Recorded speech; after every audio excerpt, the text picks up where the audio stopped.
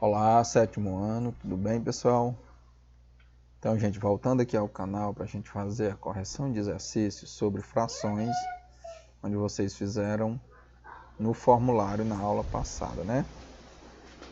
Então, turma, acompanha aí cada questão. Essas questões é do hashtag Estuda em Casa, gente. Bom, observe as figuras. As figuras aí que representam pizza, né? Pizza de Pedrinho e de José. Bom, a questão diz: Pedrinho e José fizeram uma aposta para ver quem comia mais pedaços de pizza e pediram 2 pizzas de igual tamanho, uma para cada. Pedrinho dividiu a sua em 8 partes. Então, Pedrinho dividiu a sua em 8 partes. E iguais. E comeu 6. Então, temos que ele comeu 6, um total de 8. Já José dividiu a sua em 12 partes. José dividiu a sua em 12 partes e comeu 9. Então, ele comeu 9 num total de 12. Bom, então nós queremos saber, segundo aqui a questão, o item A, Pedrinho e José comeram a mesma quantidade de pizza? Vamos analisar logo aqui pelo primeiro item, se está certo ou não, né? Ou no item B, José comeu o dobro que Pedrinho comeu. Ou item C, Pedrinho comeu o triplo do que José comeu. Ou for o item D, José comeu a metade do que Pedrinho comeu. Então, para ver qual é a alternativa certa, vamos comparar essas duas frações. Pedrinho comeu 6 num total de 8. Então, você, no caso, pode até pintar aqui 6 pedaços, só para representar aqui a figura. Aqui, ó, num total de 8, né? Então, sobrou 2 pedaços ali. Ok, José comeu 9. Então, eu vou estar pintando aqui rapidinho 9 partes, né? Só para ilustrar, certo? Aqui temos 1, 2, 3, 4, 5, 6, 7, 8 e 9. Então, comeu 9 partes. Bom, só olhando assim para as figuras, pessoal, a gente percebe que os dois comeram a mesma quantidade. Mas para garantir isso, né, vamos fazer uma continha aqui com essas duas frações. Como Pedro, né, comeu 6 num total de 8 e o José comeu 9 num total de 12, vamos comparar se essas frações são iguais ou não, né? O que chamamos de frações equivalentes se elas forem iguais. Então, existe aqui um método muito interessante que é essa multiplicação aqui em cruz. Ó. Quanto é 6 vezes 12? Vamos multiplicar aqui. 6 vezes 12. 6 vezes 2, 12. Vai 1. 6 vezes 1, 6 mais 1, 7. Então, temos aqui 72. Será que é igual à multiplicação do denominador da primeira pelo numerador da segunda fração? 8 vezes 9. 8 vezes 9, 72. Pronto, pessoal. Isso garante, tá certo, que as frações são realmente equivalentes. Mas qual seria uma outra maneira? É você também simplificar. Você pode estar simplificando as frações. 6 oitavos e 9 nonos. Vamos simplificar logo essa aqui. Simplificar. Bom, então vamos dividir aqui essa fração tudo por 2. Então temos aqui 3 quartos, né? 6 dividido por 2, 3. 8 dividido por 2, 4. 3 quartos. Vamos agora simplificar a fração 9 dozeavos, certo? Vamos dividir aqui por 3, já que o 3 é divisor tanto de 9 como de 12. 9 dividido para 3 é igual a 3. E 12 dividido para 3 é igual a 4. Ó, veja que nós conseguimos as duas frações equivalentes, né? 3 quartos é igual a 3 quartos. Tá certo? Aqui é outra forma de você observar se as frações são ou não equivalentes. Então, turma, nesse caso, temos que elas são sim. No caso, Pedrinho e José comeram a mesma quantidade de pizza, certo? Próxima questão. No desenho ao lado aqui, está representado o medidor de combustível de um carro. Qual é a representação decimal do número que o ponteiro desse medidor de combustível está indicando? Então, note que o ponteiro ele está para a marca 3 quartos. Né? Está marcando aqui, gente, 3 quartos. Nessa questão, pessoal, a grande maioria de vocês, certo, erraram esta questão. Então, observe aí para não errar mais, pessoal. Olha, essa fração 1 sobre 1 quer dizer tanque cheio, né? Um inteiro. 1 sobre 1 quer dizer 1 inteiro. Não é 1 dividido para 1, 1 inteiro. Então, tanque cheio. Então, neste caso, quando o ponteiro já veio para cá, é porque ele foi esvaziando, né? Foi para a direita, foi esvaziando. E então temos 3 quartos do tanque. E 3 quartos do tanque, você teria que dividir esse 3, certo, para 4. Para você descobrir qual é o número decimal que representa 3 quartos. Então, dividindo 3 para 4. Professor, como é que eu vou dividir 3 para 4 se o dividendo é menor do que o divisor? Você já conhece a regrinha, você não está lembrado. Ó. Você vai aumentar esse número 10 vezes. Quando você joga esse zero aqui, você aumentou de 3 para 30, você aumentou 10 vezes. Em seguida, você vai colocar aqui no quociente, que é onde fica o resultado, 0, é como se você estivesse dividindo por 10, tá certo? Agora vamos dividir 30 para 4. Quanto é repartir 30 em 4 partes? É só você pensar quantos 4 cabem em 30. Quantos grupos de 4 cabem em 30? Então, vamos fazer aqui a multiplicação. Vou começar aqui com 7. 7 vezes 4, 28. Cabe um 8. 8 vezes 4, 32. Não cabe 8, só cabe 7. 7 vezes 4, 28. E sobra 2. Mas dá para dividir esse resto 2? Dá sim. É só você colocar um 0 aqui e dividir para 4. 20 dividido para 4, 5. E, portanto, 5 vezes 4, 20, não sobra nada, né? Então, neste caso, pessoal, temos 0,75 como resultado. Alternativa D. Certo? Então, a maioria, pessoal, de vocês marcaram aqui um meio. Marcaram como se fosse 0,5. E não é. 0,5 representa a metade do tanque cheio. Mas, na verdade, ele tem 3 quartos. Ele tem mais que a metade do tanque. Ok? Então, próxima questão. Joana possui 4 dados numerados com frações e em certo dia ela quis organizá-los do maior para o menor. Então, ajude Joana a ordenar esses dados em ordem decrescente. Né? Que ordem ela encontrou?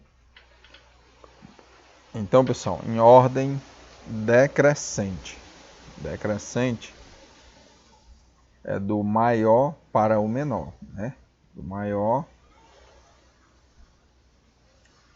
para o menor, certo? Quando é em ordem crescente, aqui é do menor para o maior. Como é em ordem decrescente, do maior para o menor. Então, dessas frações, pessoal, que vocês podem ver, qual delas é a maior fração, né, que tem maior valor. Então, você vai observar que a fração que tem numerador maior é a fração de maior valor. Certo? Por exemplo, 7/4 é a maior fração, porque ela tem numerador maior. É como se você tivesse aqui, digamos, R$7 e fosse dividir para 4 pessoas. Então a gente percebe que, né, as pessoas vão ganhar mais que R$1 aqui. É diferente de, por exemplo, aqui no dado azul, se eu tenho R$3 e vou dividir para 5 pessoas, então não vai dar para ganhar R$1 inteiro aqui, né? Fazendo essa comparaçãozinha, certo? Então a maior fração, gente, é essa aqui. Onde é que você percebe ela aqui, ó? No início. No item A ela não está no início, ela está lá no final. Então você já descarta aqui o item A. No item B, ela também não aparece no início, já que tem que ser escrita da maior fração para a menor. O item C, ela aparece no início. Então nós temos que analisar se a segunda fração, a segunda maior fração, se vai ser 3/4. Aí para a gente garantir se é ou não o item C.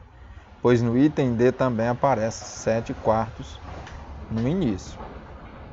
Então nós vamos comparar 3/4, comparar com a segunda fração aqui, que é 3/5, para ver quem é a maior. Bom, 3/4. Note que de 3, o 3 está muito próximo, aqui o numerador está muito próximo do denominador. Então isso já vai se aproximando de um inteiro, né? E aqui nós temos esse 3, ele está um pouquinho longe do 5. Mas para garantia mesmo, é melhor que você faça assim. Vamos multiplicar em cruz, né, gente? Ó. 3 vezes 5, 15. 4 vezes 3, 12. Tá vendo? Ó, 3 vezes 5, 15. Como eu multipliquei primeiro aqui, estou anotando logo aqui, ó. Então ela saiu aqui da primeira fração, né? E 4 vezes 3, 12. Essa aqui faz parte da segunda fração. Então percebe-se que a maior fração, gente, é 3/4. Tá bom? 3/4. Certo? Outra forma é você dividir 3 para 4 e depois também dividir 3 para 5, gente. Só a nível de informação. Olha. 3 dividido para 4, você joga um 0 aqui, 0, aqui. 30 dividido para 4 vai dar 7. 7 vezes 4, 28. 28 para 30, sobra 2. Aí desse 2 que sobrou, você coloca um 0 e divide de novo. 20 dividido para 4 vai dar 5. Então está dando 0,75. Vamos agora essa divisão aqui. 3 dividido para 5.